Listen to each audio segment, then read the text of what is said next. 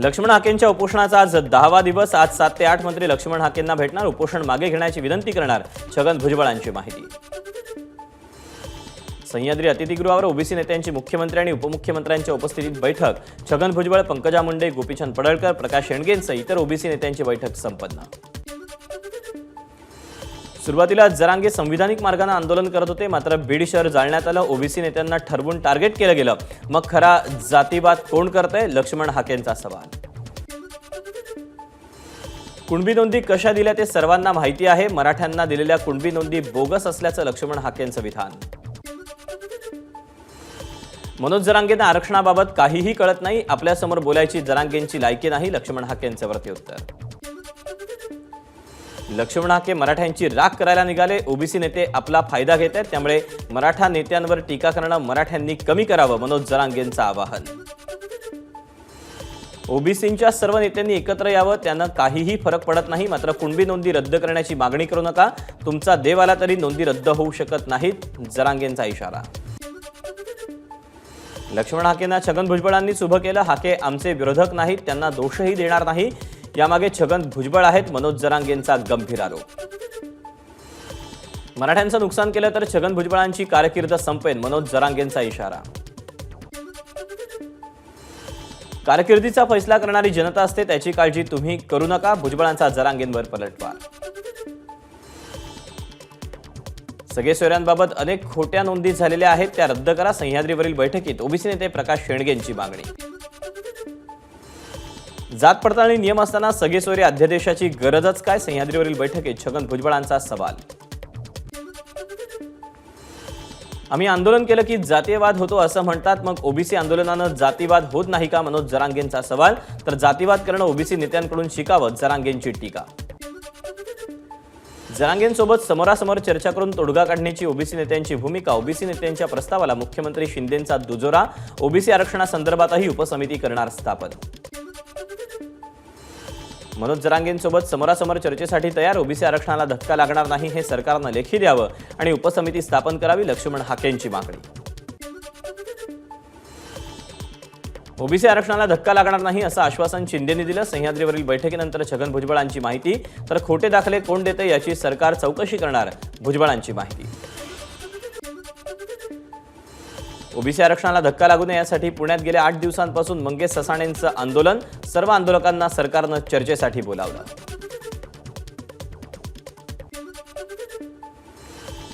मंत्री छगन भुजबळ यांच्या नेतृत्वाखाली मंत्र्यांचं शिष्टमंडळ आज पुणे आणि जालन्यातल्या वडीगोद्रीला जाणार। पुणे जिल्हाधिकारी कार्यालय आवारातील ओबीसी आंदोलक मंगेश ससाणे यांचीही भेट घेणार।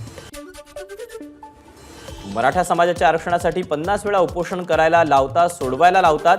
राज्यातल्या लबाडांच्या मागे लागून आरक्षण मिळणार नाही, हा प्रश्न केंद्रासोबत भांडल्याशिवाय पूर्ण होणार नाही, खासदार अरविंद सावंतांची भूमिका। आरक्षण मिळालं तरी युवकांना नोकऱ्या मिळणार नाहीत, भाजपच्या लबाडीला भूलथापांना बळी पडू नका, जागे व्हा आणि त्यांना त्यांची जागा दाखवा, खासदार अरविंद सावंतांची प्रतिक्रिया। नांदेडच्या भोकरमध्ये ओबीसी समाज आक्रमक, आरक्षण बचावासाठी चितेवर बसून आमरण उपोषण।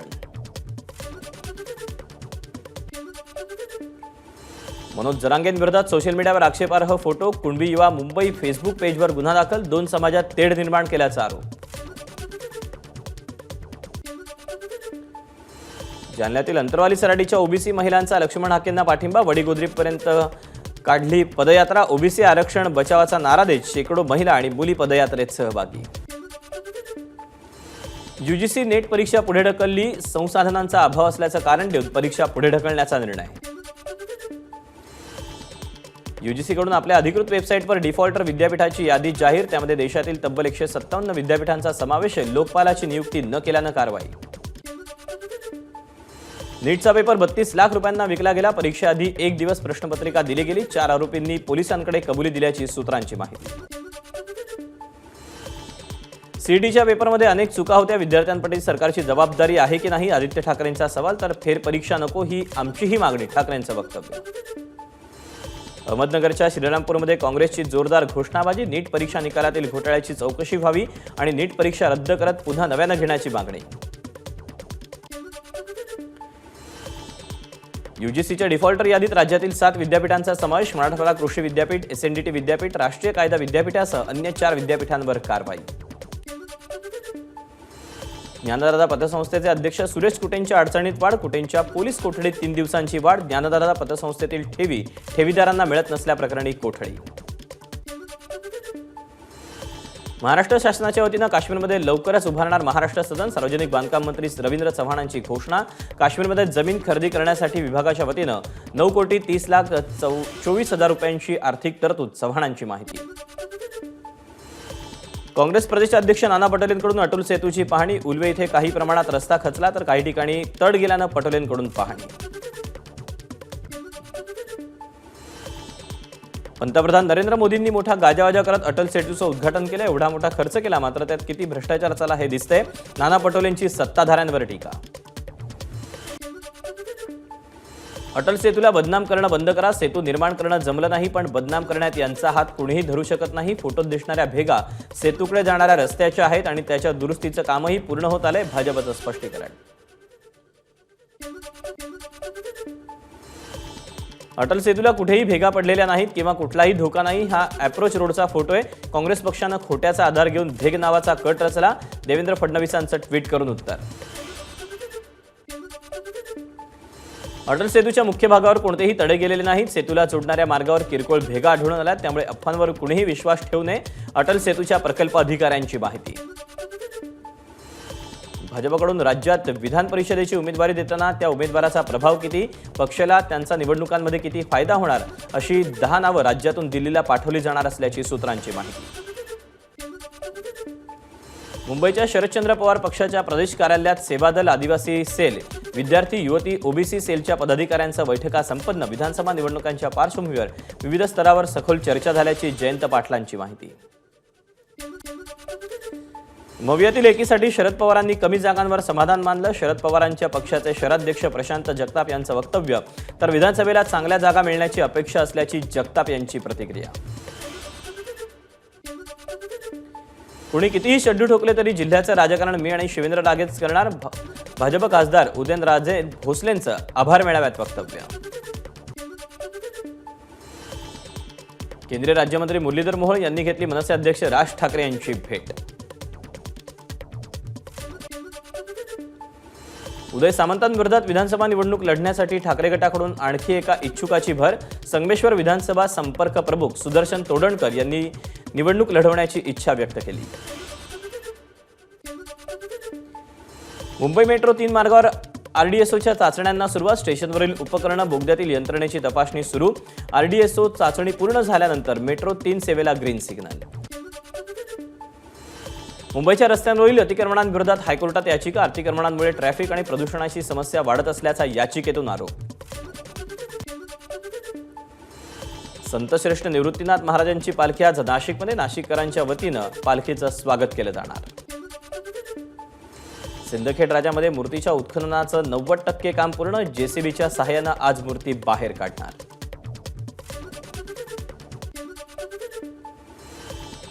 मुंबईच्या पश्चिम उपनगरात जोरदार पाऊस. अंधेरी, जोगेश्वरी, गोरेगाव परिसरात पावसाची हजेरी. भंडारा जिल्ह्यात अनेक भागात पावसाची संततधार. पावसामुळे बळीराजा सुखावला. हिंगोली शहरात पावसाची जोरदार हजेरी. मुख्य बाजारपेठेतील अनेक दुकानांमध्ये पाणी शिरलं, तर पावसामुळे उकाड्यानं त्रस्त झालेल्या हिंगोलीकरांना दिलासा. सिंधुदुर्गच्या कणकवलीतला प्रसिद्ध सावडाव धबधबा. आंबोली, नापणे, मांगेली, नावडाव धबधबे सुद्धा प्रभावित झाल्यानं पर्यटकांची गर्दी व्हायला सुरुवात. गोवा राज्यात आज ऑरेंज अलर्ट जारी, तर 23 जूनला रेड अलर्ट. गोव्याच्या हवामान विभागाचा अंदाज.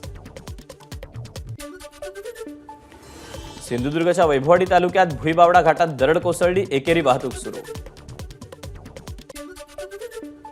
पावसाळ्यात कोकण रेल्वे मार्गावर विशेष खबरदारी. 672 कर्मचारी तैनात, तर 9 जागांवर मेंटेनन्स मॅन उभे असल्याची कोकण रेल्वेचे व्यवस्थापकीय संचालक संतोष कुमार झा यांची माहिती.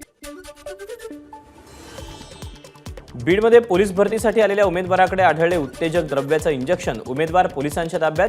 इंजेक्शनची तपासणी केली जाणार.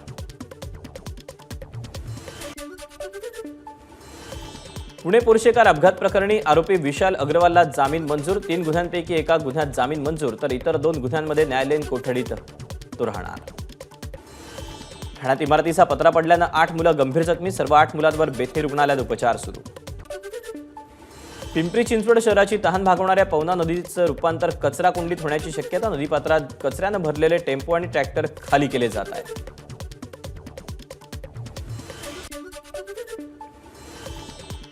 नवी मुंबईच्या तळोजामध्ये भंगाराच्या गोदामाला आग. सुदैवानं घटनेत जीवितहानी नाही. आगीवर नियंत्रण मिळवण्यात अग्निशमन दलाला यश. दिल्लीचे मुख्यमंत्री अरविंद केजरीवालांचा कोठडीतला मुक्काम वाढला. दिल्ली उच्च न्यायालयानं मंगळवारपर्यंत राखून ठेवला निर्णय. 1 मार्च ते 20 जून दरम्यान भारतात उष्माघाताने 143 जणांचा मृत्यू तर जवळपास 41,789 रुग्णांची नोंद. हज यात्रेसाठी गेलेल्या 1000हून यात्रेकरूंचा उष्माघाताने मृत्यू. 98 भारतीय यात्रेकरूंचा समावेश असल्याची परराष्ट्र मंत्रालयाची माहिती.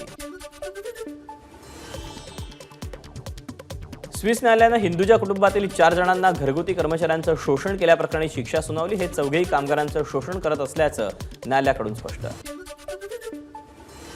ओडिशामध्ये झालेल्या देशपातळीवरील फेसिंग चॅम्पियनशिपमध्ये छत्रपती संभाजीनगरच्या स्वरा वानखेडेला सुवर्णपदक. सायबर प्रकारात स्वरानं केली सुवर्णपदकाची कमाई. राज्यभरातून स्वरावर कौतुकाचा वर्षाव.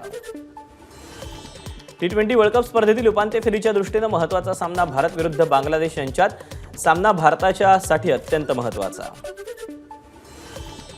महाराजा वादग्रस्त चित्रपटाच्या प्रदर्शनाला न्यायालयाकडून परवानगी. न्यायालयाच्या आदेशानंतर चित्रपट नेटफ्लिक्सवर प्रदर्शित. एबीपी माझा, उघडा डोळे बघा नीट.